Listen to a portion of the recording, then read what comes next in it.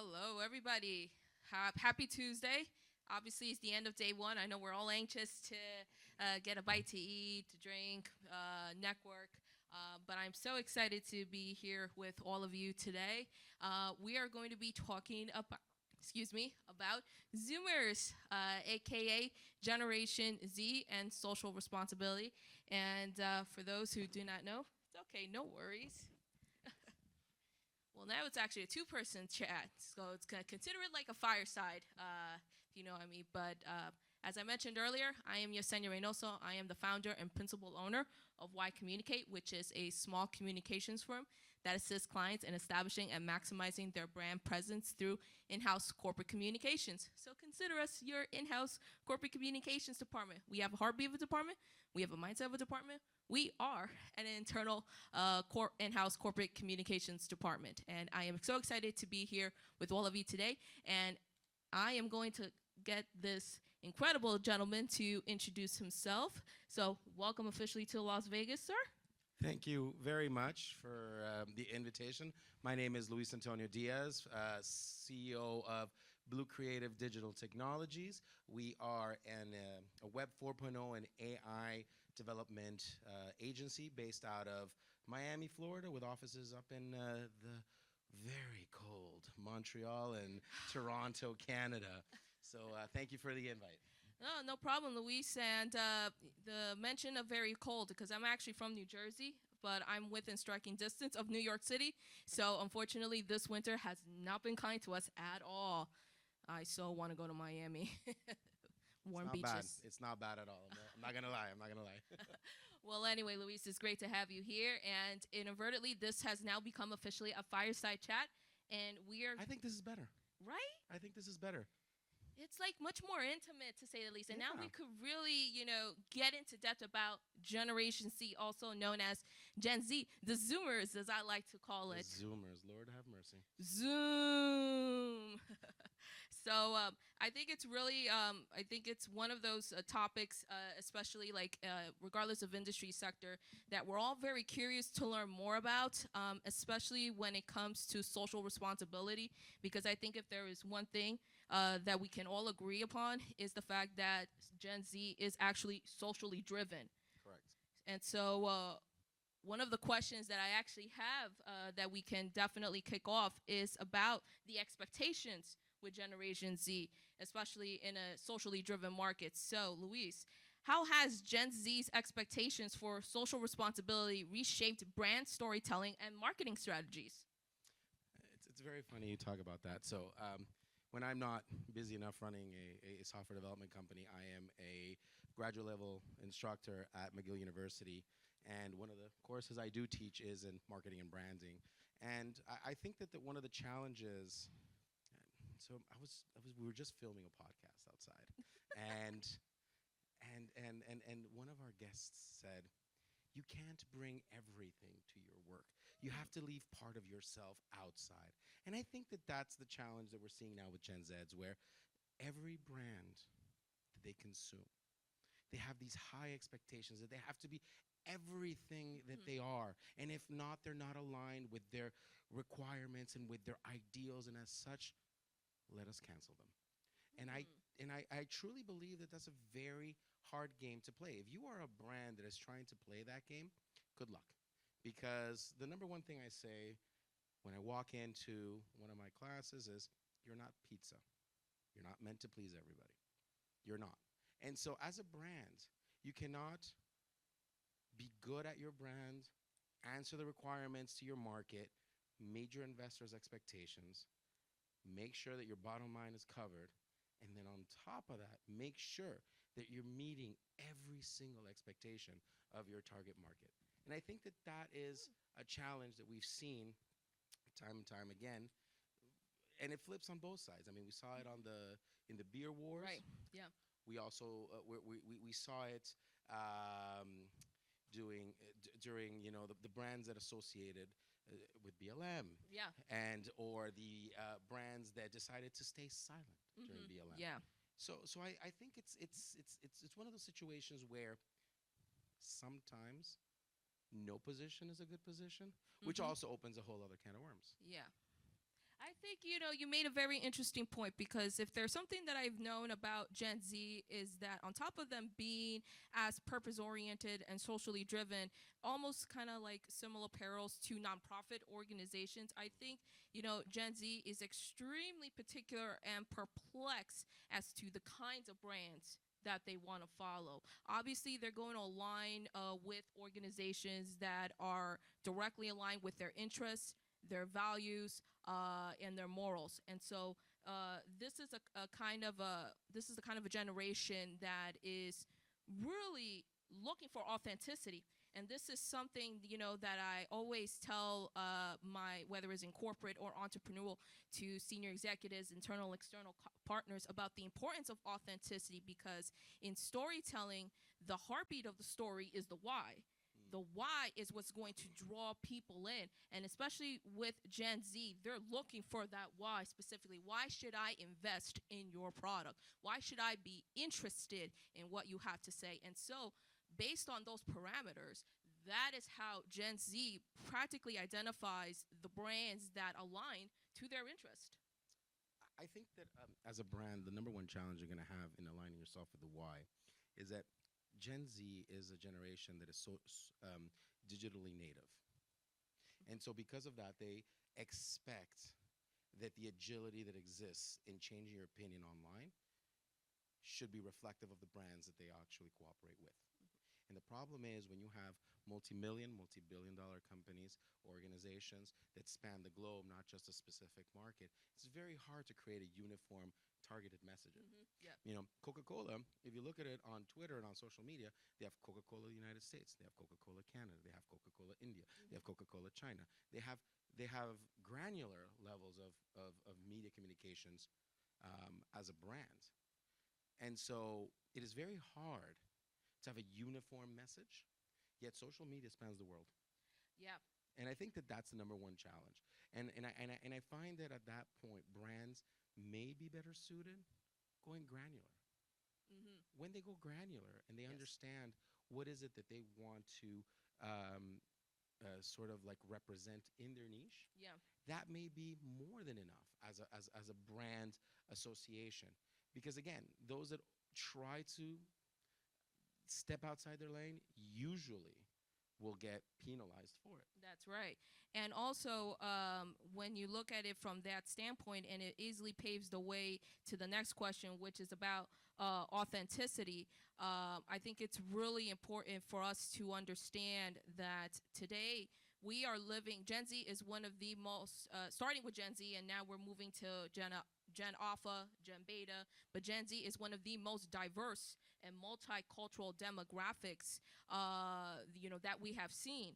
And obviously, we are witnessing the intersectionality of multicultural marketing and communications, and brands still today are trying to figure out the methods as to how they are going to be able to attract such a diverse audience. And so the next question, as I just mentioned, is about authenticity. And Luis, how do brands balance authenticity with commercial interest when engaging in either marketing or communications? I think that the number one approach there is transparency from a leadership point of view. The organization can be transparent as to their social positioning based on their brand, obviously based on their internal policies, their SOPs, etc. But at the same time, um, in the previous panel, we were talking about the missed opportunities of Gen Z or Gen Z, where the Generation X usually was a generation where we had to pull them back from taking risks. Like, hey, you're taking way too many risks. Let's align you. Let's give you structure. Versus Gen Zs are waiting to be given permission to take a risk. Yeah. Their go-to answer is, nobody told me I could do this. Nobody told me I could break this barrier. Nobody told me I could break this wall when it comes to different opportunities. But when it comes to social matters, they're trailblazing. Yeah.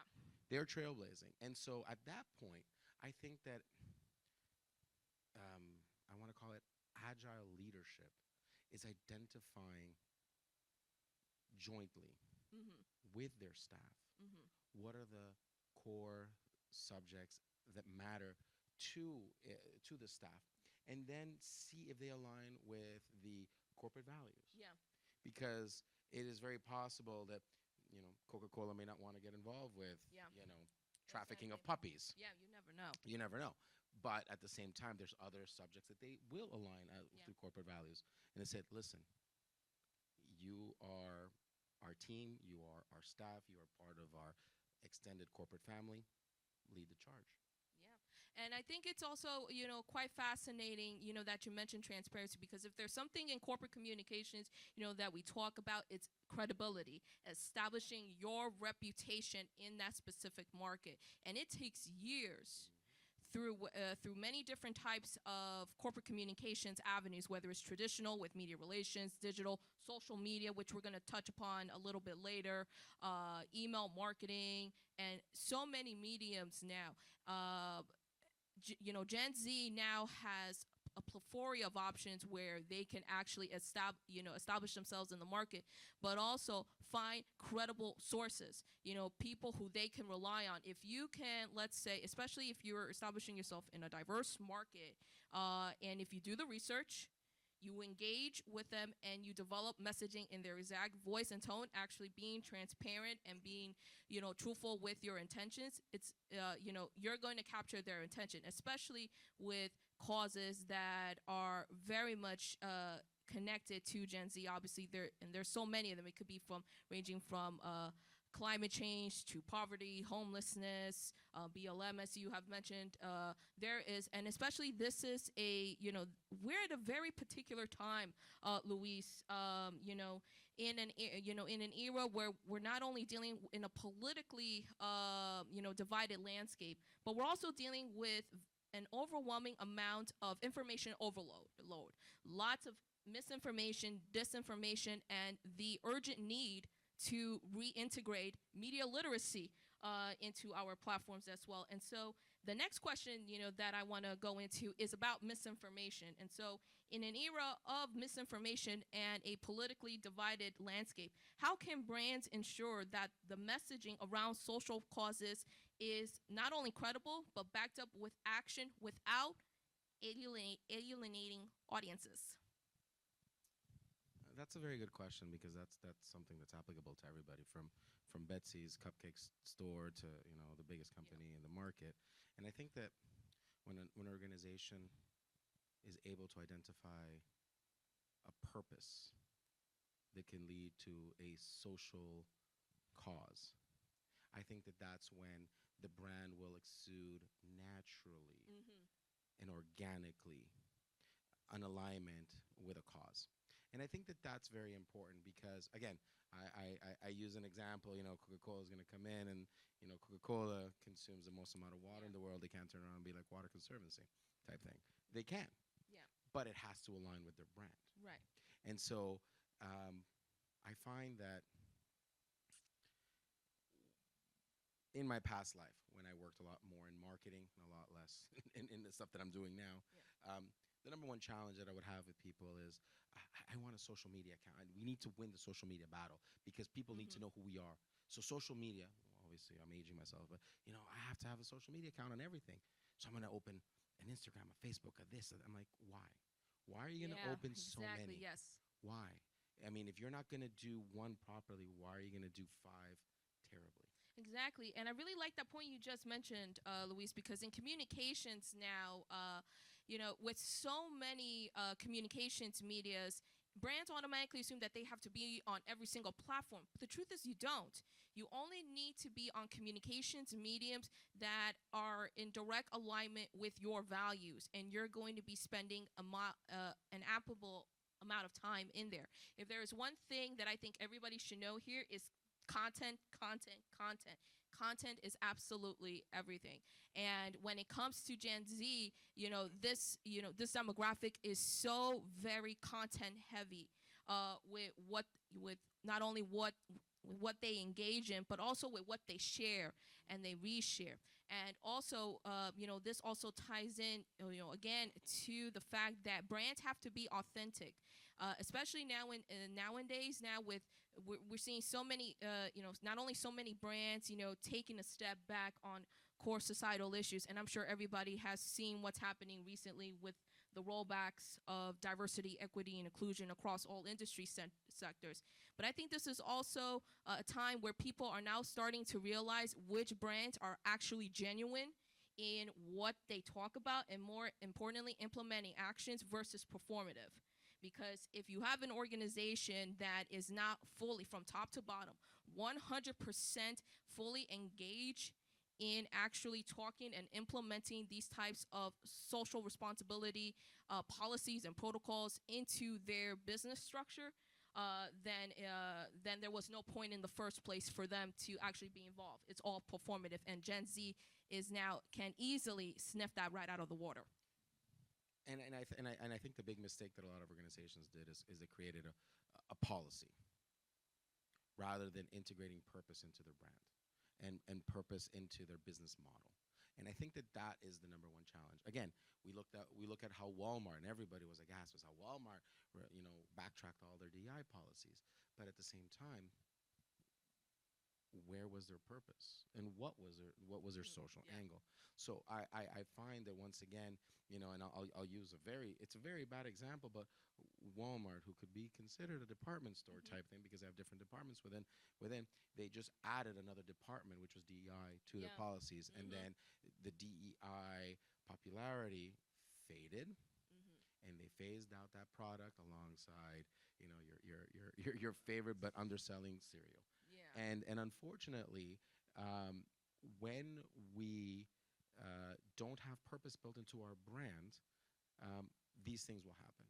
So how do we sort of circumvent that? Is by picking one, tops two.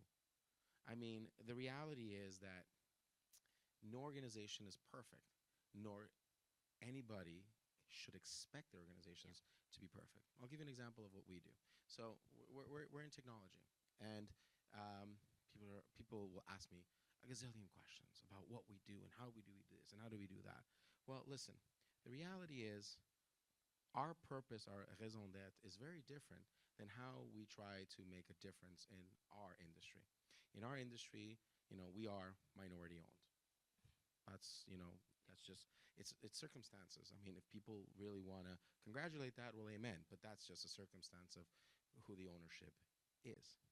But one of the things that we really wanted to do was wanted to embrace multiculturalism in our organization. So what we ended up doing was ensuring that we at least attempted, not by policy, but by practice, attempted to create some sort of parity between female and male hires. And then by consequence, by doing that, we actually were able to bring in a wide spectrum of ethnic backgrounds, which then in itself allowed us to be able to be representative of the North American market. So at our company, we're able to provide services in English, Spanish, and French. English because of North America, Spanish because of the south of the United States, French because of Quebec, and maybe New Orleans, depending what neighborhood you're in. So in that in itself became a value-added advantage for us rather than something that we developed in a closed room with a sort of like a PR specialist and a crisis management person and said, let's implement this in case one day something happens and we need to defend our DEI approach. No, it just happened organically. If somebody says, well, what's your stand on X? We don't have one because it's out of our wheelhouse. And I think also what is quite interesting, what I've seen in, with Gen Z, is the fact we're seeing them inadvertently not only become influencers, but also journalists in many ways, because they are actually informing their audience as to what is happening right now, and actually giving individuals a wealthitude of information that is, that is equally interesting, but also something that is going to again attract their attention. And so, for Gen Z, like I said, you don't really need to be on every single platform. You only need to be on the platforms that that align to your brand or to your interest. And also, you got to make sure that you have the content to be able to perform in those platforms, because if you're looking at TikTok, obviously is the most popular platform among Gen Z, but it's also the platform that right now is under, yet again, a threat of a potential of a potential ban. Then you're looking at Instagram, which is now have converted itself into a more of an experience like platform. Then you got Twitter. I still call it Twitter. I refuse to call it X. Slash X, which is more of a news making or news announcing type of platform, and so forth. So I think it's actually quite amazing, as to how Gen Z can be very particular in terms as to how they select the platforms, how often they go on them, and making sure that the message that that they actually want to relay actually translates and to what it is that audiences are actually thinking about. In a past life, I mean, if you look at my LinkedIn, you'll see that in a past life I did work in politics, as a strategic communicator and crisis management and whatnot. And what I find funny is that what my parents used to tell me, that you think you're inventing the wheel, but we invented the wheel. You're just reinventing it. And now it's the same thing. Gen Z is reinventing the wheel. Um, I remember being a young, adult, getting involved in politics, and my political mentor saying, "Hey, do you know how you get the vote out? Do you know how you get a message across?" I'm like, "How? A newspaper? A TV ad?" They're like, "No. Go to your local barber shop, Yep. or you make a spaghetti mixer, and you talk to people, and you have that conversation in that round table, and that's." Where you'll get certain people who will challenge your ideas, and you'll develop further good ideas. And then you'll have some people say, "Well, I don't know how to vote." And you'll tell them, "This is option A, and this is option B." And that word of mouth marketing, and it's why it's called word of mouth marketing, is how brands became brands, and marketing became marketing, and politicking became politicking, and how Apple became the brand Yeah. that it is. But all of a sudden, we're now feeling that we're reinventing the wheel because, Gen Z is becoming, activist journalism and Yep. putting it on TikTok and Yeah. saying, "Hey, no, you didn't reinvent it. You just had access to a newer medium." Yeah, exactly. And I think it's also one of the questions that I want to, that I want to ask is about decentralized platforms, because now, so what we're witnessing right now in social media, and Gen Z obviously is noticing and spearheading the charge, is for users to start looking towards decentralized platforms, because the platforms that we currently have available, obviously the more knowledgeable ones, TikTok, Instagram, Twitter slash X, again, they are constantly being monitored and under a deep control, under threat of censorship.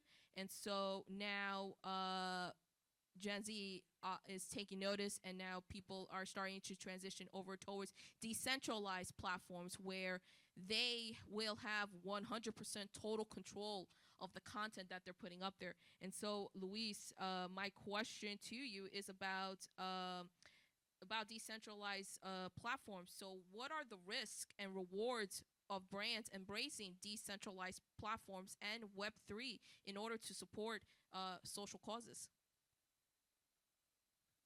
That's a loaded question. Not gonna lie. Um,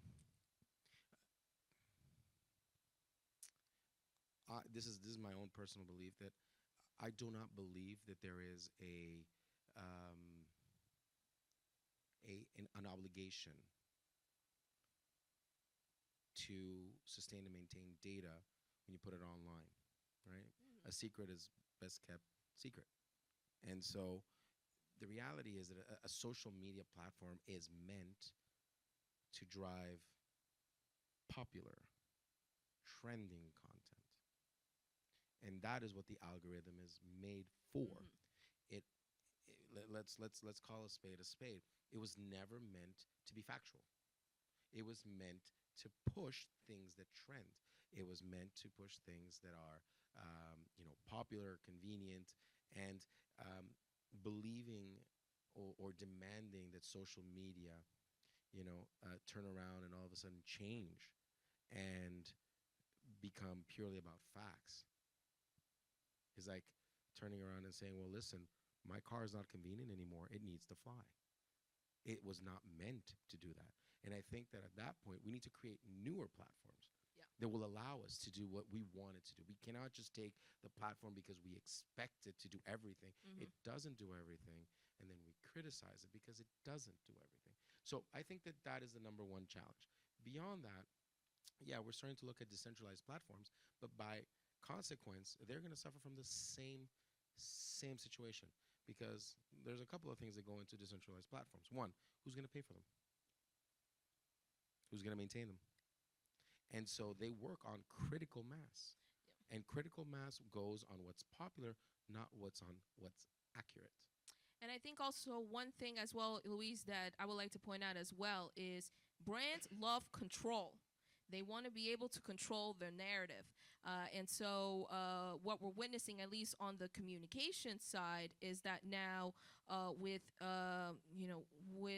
public erosion of trust in the current media landscape, whether it's legacy media or the recent rise of alternative media, many people are looking at other platforms to get their news, and brands are also looking for greater control of the narrative. And so now we're starting to see brands become like their own news stations where they are now promoting the content through their channels and informing audiences about the ins and outs of their organization, some of the activities that they're promoting, the CSR or corporate social responsibility initiatives that they have, and also they're building community. When it comes to like communications in general, one of the things that we focus on is community, because many people are craving that person to person interaction. They're looking for groups where they can come in, have that open space, and engage in dialogue about many variations of topics. And so obviously if you're working, like, let's say in corporate, for instance, we're seeing employee resource groups where they can come in and talk about societal issues that closely impact them. We're also seeing town halls, whether it's virtual or in person. We're seeing influencers also collaborating with organizations about key societal issues. And we're also seeing employees as well, from an internal communication standpoint, also becoming ambassadors themselves and talking about interest and causes that, again, directly align with the organization. That's why, for these organizations, it's really important that they now have a one-stop shop where they're going to be able to amplify and elevate their footprint across all mediums. And the key word again here is control. Every brand is looking to control that narrative and steer it in the direction that they want to go. Gen Z is not only taking notice, they're taking it by the reins and customizing it so that they can change perceptions, because that's also another key thing in communications. It's all about shape-shifting narratives and perceptions. We have the power. The power of words is in our hands. I think that brands that think like that are probably the ones that are going to get most impacted by Gen Z and by society and by social media. When you put out a message,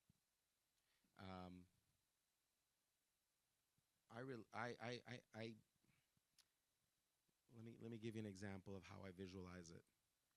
Think of a snowball on top of a very, very tall mountain, and you prepare that snowball and you roll it down. And as that snowball gets bigger and bigger and bigger, it's very hard to control it. And the mistake that brands do is try to control it. They try to stand in front of it, and they get plowed through. The best that we can do as a brand is nudge the message and ensure that the message was developed properly, was created accurately, so that it can stand the scrutiny of Gen Z and whoever comes after. I think that the reality is that once an organization sticks to purpose within their brand, and they stay in their lane, I think that that's when they're able to better estimate the outcome rather than control. I find it quite, that's quite an intriguing point you made there, Luis, because you kind of hit the subject of crisis management. And in communications, if there's one thing that, that we communicators can say is that you need to be you need to be a step ahead of the curve. Or like in this case, 10 steps ahead. Reason being is that for those who practice year round, which, by the way, it is a must. You must do crisis communications practicing every single year, not nonstop, because those who constantly rehearse their crisis communications plans over and over and over and over again are the ones who are going to be able to overcome the crisis, no matter how small or large it is. Doesn't matter what the title that you have, how many years you've been in an organization. If you do not, at some point, you're going to be dealt with a crisis. And that right there is going to be the factor, how the way as to how you formulate your team, how you plan your strategy, the talking points, the execution of it, the mediums slash channels, and obviously the post recap, because your followers are watching you very closely.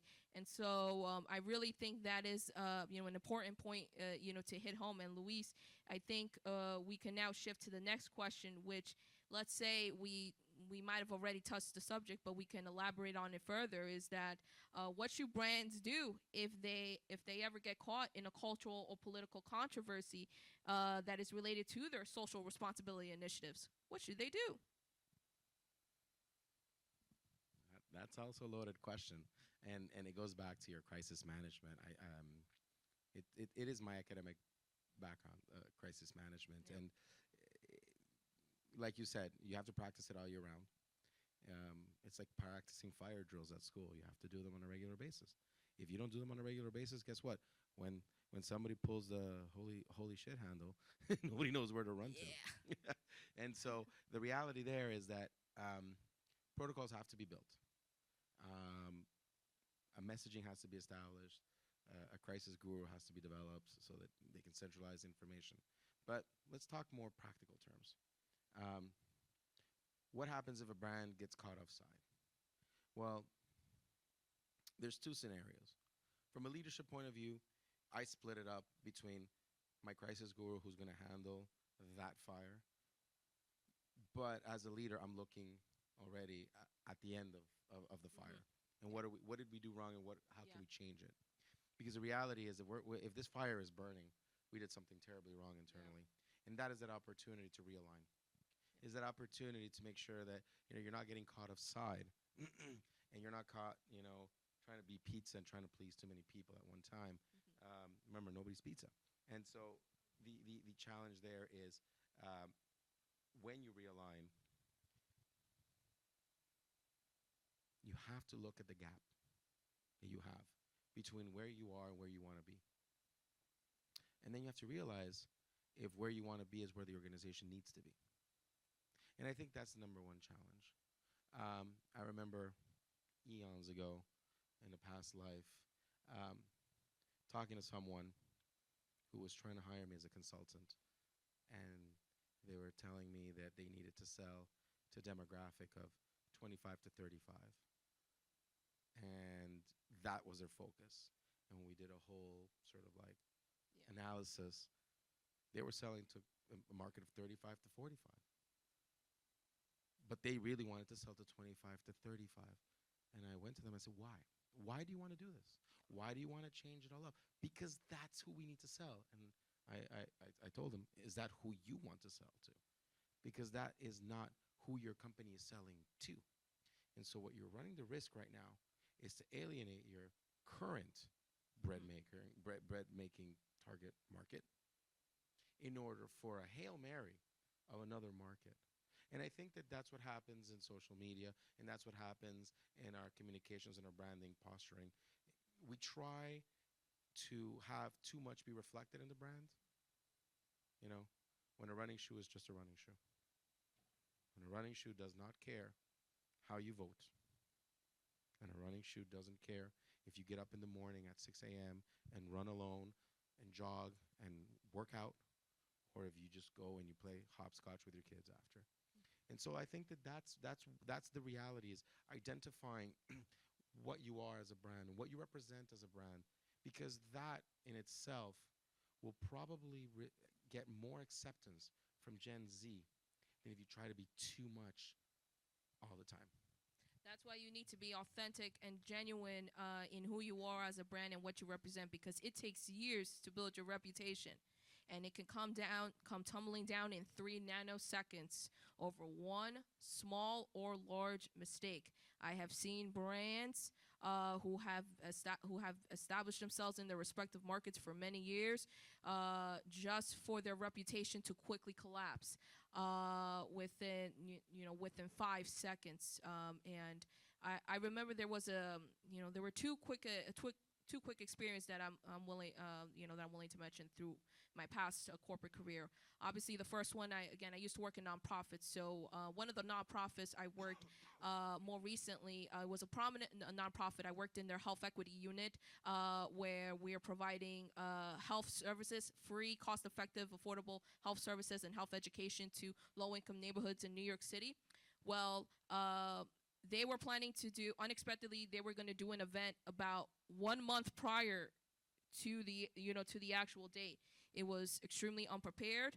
I, and as well as members of the team, warned senior management to not proceed ahead with this event because it was all over the place, because we're trying to preserve their reputation, but they didn't listen.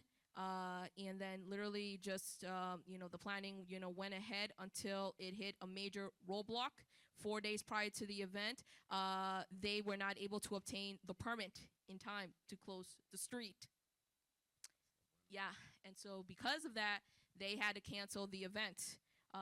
And so, unfortunately, that ended up causing damage to the community that they serve.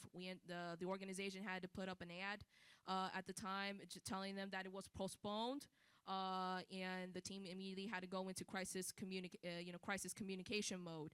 And at the time, working again for the health equity division, I worked in health communications. I, and as well as a couple of team members, warned the senior executives at the time that this was the wrong move. It should have been much more properly prepared, much more ahead in advance. This could do reputational damage. And so, the lesson is that listen to your team, and please make sure that you have a crisis communications plan in place. The second quick example that I can give, again, is at another nonprofit where I was communications manager at the time, where I was actually doing media training for a couple of high school students who were going out to a major UN conference in Europe.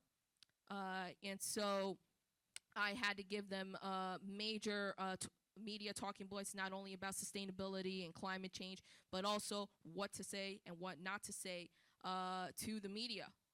And it was actually international media, since they were heading at that convention in Europe. And so they ended up dealing with a couple of stumbling blocks due to the language barrier. But I was able to incorporate some key crisis communication tips, making sure that they have to stay on message. The very last thing that you need to be dealing with is diverting in another direction and not being able to hone in on your message. You have to stay on point. Repeat the talking points. It doesn't matter in what variations. Stay on message, because that is the only way that you are going to be able to navigate through the storm. And also for post analysis as well, you need to be watching very carefully the sentiment.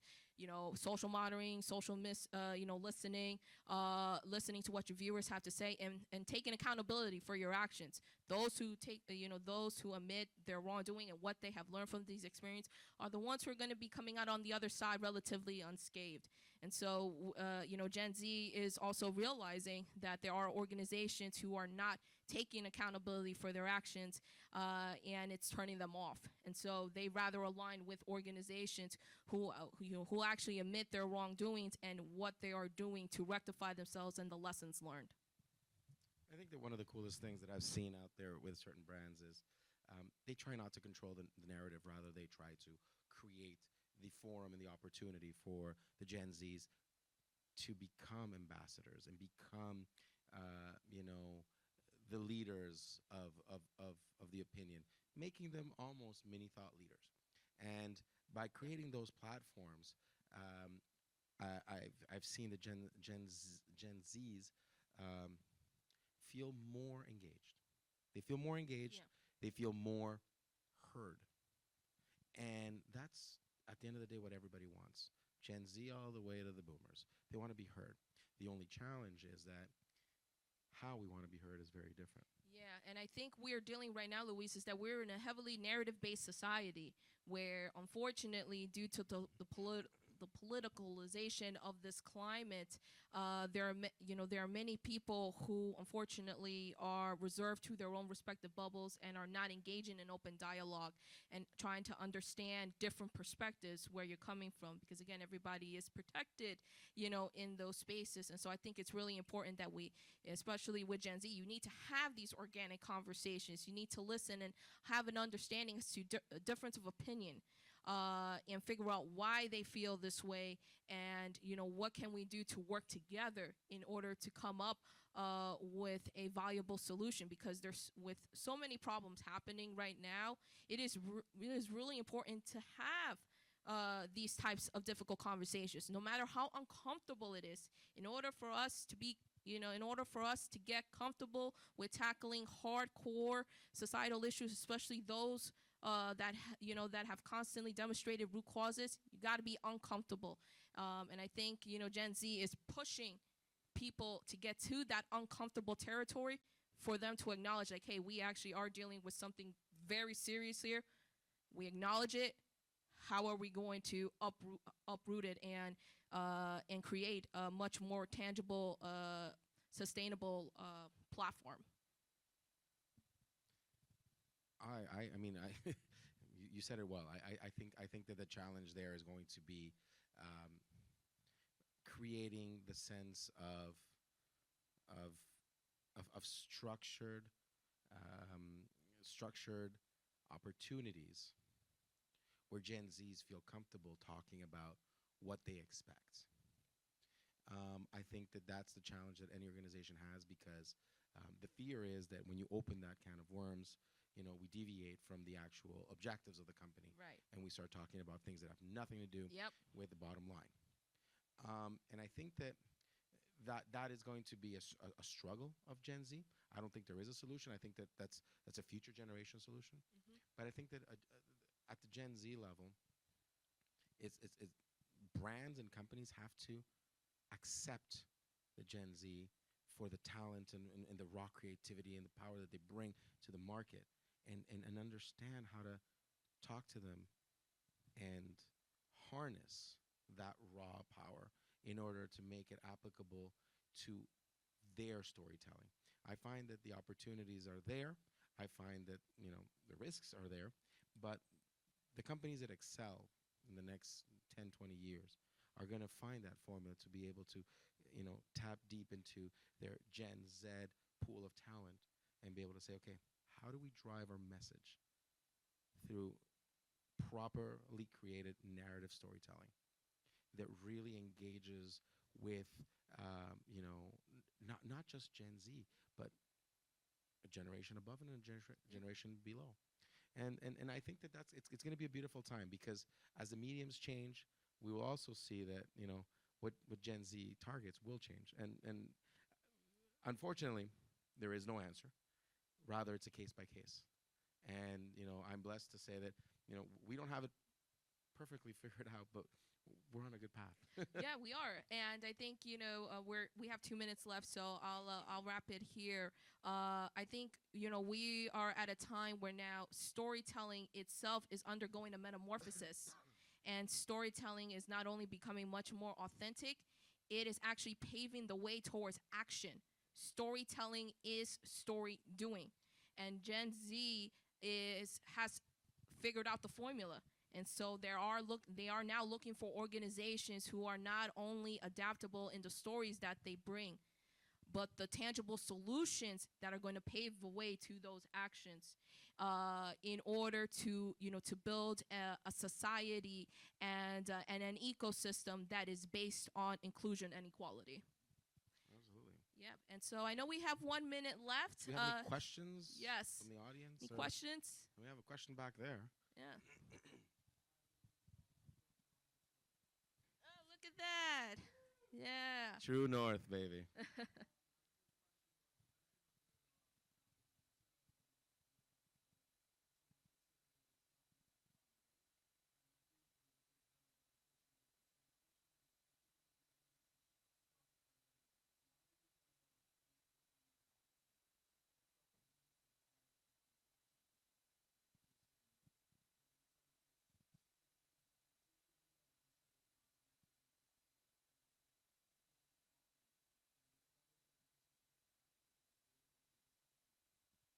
mean, I will take it a step further and say that fact checking failed for the most part, and I think it failed because the platforms were not meant for that, right? A lot of people were censored. While correct me if I'm wrong, but in Canada and the U.S., people have died for generations to defend our right to speak and to express ourselves. And so the reality is that again, that fact checking premise, well hearted, and well intended, failed the system because of it. I mean, in Canada, we live it right now. Social media in Canada cannot distribute news. And so we have natural disasters that have happened in Canada where we could not get the information out to people that needed it because it was blocked on social media, because it was news. So the fact checking, in my opinion, has failed, for good or bad, because it was not meant to be that in the first place. What a pin drop right there, Luis. Sleep. All right. Does anybody have any other further questions? Otherwise, this lovely fireside chat has come to a close. All right. Thank you, everybody. Thank you, everyone.